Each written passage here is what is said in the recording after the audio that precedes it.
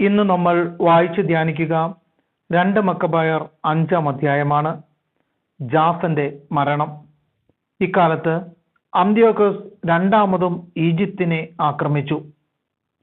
Jerusalem നഗരത്തിനു മുകളിൽ 40 ദിവസം ദർശനമുണ്ടായി. സുവർണ കവചം ധരിച്ച അശ്വസേന കുന്തങ്ങളും ഊരിയ വാളുമേന്തി ആകാശത്തിലൂടെ സംഘങ്ങളായി പായുന്നത് ദൃശ്യമായി. കുതിരപ്പട അണിനിരന്നു. ആക്രമണവും പ്രത്യാക്രമണവും എല്ലായിടത്തും. പരിചകൾ വീശി, കുന്തങ്ങളും ശൂലങ്ങളും ചുഴറ്റിയെറിഞ്ഞു. സ്വർണ വിഭൂഷകൾ തിളങ്ങി, പടച്ചട്ടകൾ മിന്നി. ആ ദൃശ്യം ശുഭശകുനമായി തീരാൻ എല്ലാവരും പ്രാർത്ഥിച്ചു. അന്ത്യോക്കസ് അന്തരിച്ചു എന്നൊരു വ്യാജശ്രുതി പരന്നു. ജാസൻ 1000-ൽ കുറയാത്ത സൈന്യത്തെ ശേഖരിച്ച് നഗരത്തിൽ മിന്നലാക്രമണം നടത്തി. അവർ കോട്ടയിൽ സ്ഥാനമുറപ്പിച്ചിരുന്ന സേനയെ തോൽപ്പിച്ച് നഗരം പിടിച്ചടക്കി. മെനേലാവൂസ് കോട്ടയിൽ അഭയം തേടി. ജാസൻ സഹപൗരന്മാരെ ഇടവിടാതെ കൊന്നൊടുക്കി. സ്വജനങ്ങളെ വധിച്ചു നേടുന്ന വിജയം ഏറ്റവും വലിയ നിർഭാഗ്യമാണെന്ന് അവൻ മനസ്സിലാക്കിയില്ല. ശത്രുക്കളുടെ മേലാണ് സ്വജനത്തിന്റെ മേലല്ല വിജയക്കൊടി നാട്ടുന്നതെന്ന് അവൻ സങ്കല്പിച്ചു. പക്ഷേ ഭരണം കൈക്കലാക്കാൻ അവന് കഴിഞ്ഞില്ല. ഉപജാപം കൊണ്ട് അപമാനം മാത്രമേ നേടാൻ കഴിഞ്ഞുള്ളൂ. അവന് അമോന്യരുടെ ദേശത്തേക്ക് വീണ്ടും പലായനം ചെയ്യേണ്ടി വന്നു. അവന്റെ അവസാനം അതിദയനീയമായിരുന്നു. അറേത്താസ് എന്ന അറബി രാജാവിന്റെ മുൻപിൽ അവനെതിരെ കുറ്റം ആരോപിക്കപ്പെട്ടു.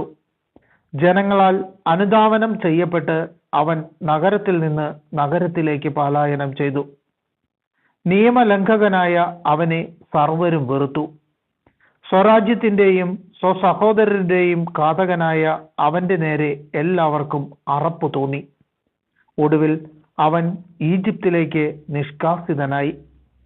സ്പാർത്താക്കാരുമായുള്ള ചാർച്ച നിമിത്തം അവിടെ അഭയം ലഭിക്കുമെന്ന് പ്രത്യാശിച്ച് അങ്ങോട്ട് അവൻ കപ്പൽ കയറി.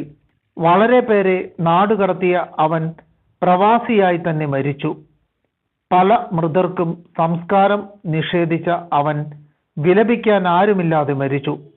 സംസ്കാരമോ പിതാക്കന്മാരുടെ ശവകുടീരത്തിൽ ഇടമോ അവന് ലഭിച്ചില്ല.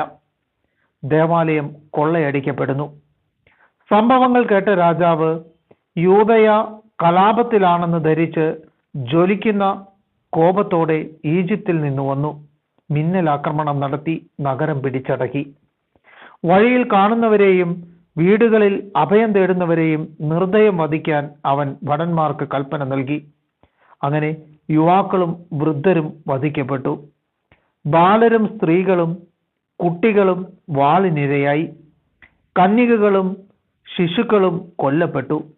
3 ദിവസം കൊണ്ട് 80,000 പേരെ അവൻ നാമാവിശേഷരാക്കി. നേർക്കുനേരെയുള്ള പോരാട്ടത്തിൽ 40,000-ത്തെ കൊലപ്പെടുത്തി. അത്രയും പേരെ അടിമകളായി വിറ്റു. ഇതുകൊണ്ടും തൃപ്തി വരാത്ത അന്ത്യോക്കോസ് നിയമലംഘകനും രാജ്യദ്രോഹിയുമായ മെനേലാവൂസിന്റെ സഹായത്തോടെ ലോകത്തിലെ ഏറ്റവും പരിശുദ്ധമായ ദേവാലയത്തിൽ പ്രവേശിക്കാൻ ധൈര്യപ്പെട്ടു. അവൻ തന്റെ മലിനകരം കൊണ്ട് വിശുദ്ധ പാത്രങ്ങൾ എടുത്തു. വിശുദ്ധ സ്ഥലത്തിന്റെ മഹിമയും പൂജ്യതയും വർദ്ധിപ്പിക്കാൻ രാജാക്കന്മാർ അർപ്പിച്ചിരുന്ന സ്വാഭീഷ്ട കാഴ്ചകൾ പങ്കില കരങ്ങളാൽ അവൻ തൂത്തുവാരി. നഗരവാസികളുടെ പാപം നിമിത്തം കർത്താവ് അല്പനേരത്തേക്ക് കുപിതനായി സ്ഥലത്തെ അവഗണിച്ചതാണെന്ന് അഹങ്കാര തള്ളലാൽ അന്ത്യോക്കസിന് ഗ്രഹിക്കാനായില്ല. അവർ അനവധി പാപങ്ങളിൽ മുഴുകിയിരുന്നില്ലെങ്കിൽ അന്ത്യോക്കസ് വന്നയുടനെ കർത്താവ് അവനെ പ്രഹരിച്ച് അവിവേകത്തിൽ നിന്ന് പിന്തിരിപ്പിക്കുമായിരുന്നു. അങ്ങനെയാണല്ലോ ഭണ്ഡാര പരിശോധനയ്ക്ക് സെലൂക്കസ് നിയോഗിച്ച ഹെലിയോദോറസിന് സംഭവിച്ചത്. കർത്താവ് വിശുദ്ധ സ്ഥലത്തിനു വേണ്ടി ജനത്തെ തെരഞ്ഞെടുക്കുകയല്ല, ജനത്തിനു വേണ്ടി സ്ഥലം തെരഞ്ഞെടുക്കുകയാണ് ചെയ്തത്. അതിനാൽ ജനത്തിന്റെ കഷ്ടതകളിലും ഐശ്വര്യത്തിലും ആ സ്ഥലവും പങ്കുചേർന്നു. സർവശക്തൻ ക്രോധത്താൽ പുറന്തള്ളിയതിനെ പരമോന്നതനായ അവിടുന്ന് ജനത്തോട് അനുരഞ്ജനപ്പെട്ടപ്പോൾ അതിന്റെ സർവമഹത്വത്തിലും പുനഃസ്ഥാപിച്ചു. അഹങ്കാരോന്മത്തനായ അന്ത്യോക്കോസ് കരയിൽ നീന്താനും കടലിൽ ഓടാനും കഴിയുമെന്ന് കരുതി ദേവാലയത്തിൽ നിന്ന് 1800 താലന്ത് കൈക്കലാക്കി അന്ത്യോക്യയിലേക്ക് തിടുക്കത്തിൽ പോയി. ജനങ്ങളെ പീഡിപ്പിക്കാൻ അവൻ ദേശാധിപതികളെ നിയോഗിച്ചു. ഫ്രീജിയക്കാരനും സ്വഭാവത്തിൽ തന്നെക്കാൾ കിരാതനുമായ ഫിലിപ്പിനെ ജെറൂസലേമിലും അന്ത്രോനിക്കൂസിനെ ഗെരിസമിലും നിയോഗിച്ചു. അവർക്ക് പുറമെ മെനാലോവസിനെയും നിയമിച്ചു. അവൻ മറ്റാരെയുംകാൾ കൂടുതലായി സഹപൗരന്മാരുടെ മേൽ സ്വേച്ഛാധികാരം പ്രയോഗിച്ചു. യഹൂദ പൗരന്മാരുടെ നേരെയുള്ള ദുഷ്ടത നിമിത്തം അന്ത്യോക്കസ് പ്രായപൂർത്തിയായ പുരുഷന്മാരെ കൊല്ലാനും സ്ത്രീകളെയും ബാലകരെയും അടിമകളായി വിൽക്കാനും ആജ്ഞാപിച്ച് മിസിയരുടെ നായകനായ അപ്പോളോണിയോസിനെ 20,000 സൈനികരുമായി അയച്ചു. ഇവൻ ജെറൂസലേമിലെത്തി വിശുദ്ധ സാബത്ത് ദിവസം വരെ സഖ്യം നടിച്ച് കാത്തിരുന്നു. അന്ന് യഹൂദർ ജോലിയിൽ നിന്ന് വിരമിച്ചിരിക്കുന്നത് കണ്ട് അവൻ സൈനികരോട് ആയുധധാരികളായി അണിനിരന്ന് നീങ്ങാൻ ആജ്ഞാപിച്ചു.